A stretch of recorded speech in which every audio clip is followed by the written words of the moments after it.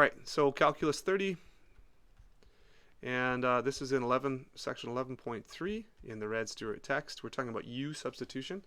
So what would be a good idea is to take a look at this function and see if there would be two functions that would be multiplied together in some way where one of the functions is at least part of the derivative of the other function.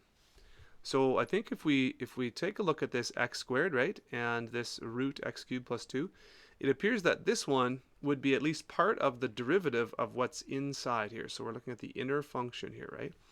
So let's say that u is the inner function over here inside, which would look like x cubed plus 2, right?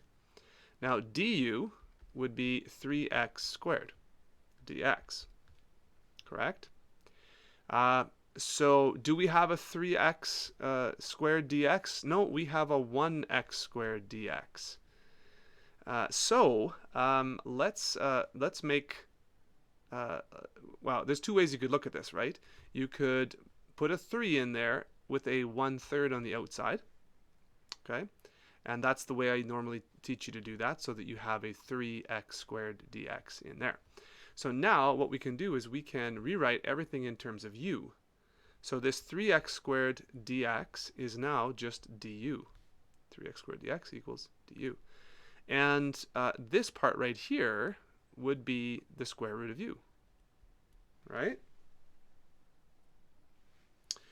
Okay, so we good so far?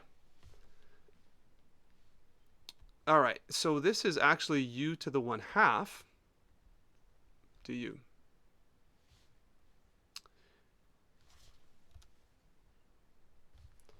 And we'll put the 1/3 out there. We can't forget about that. Yep.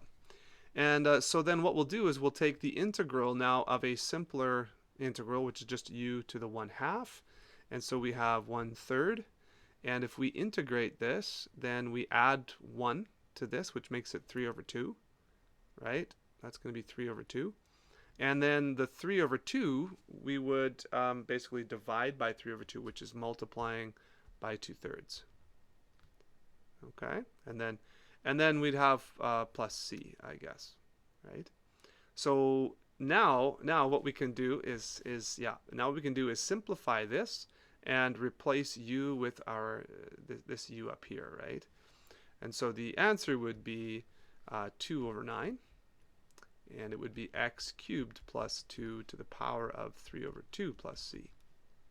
And I believe that should be your answer. Okay.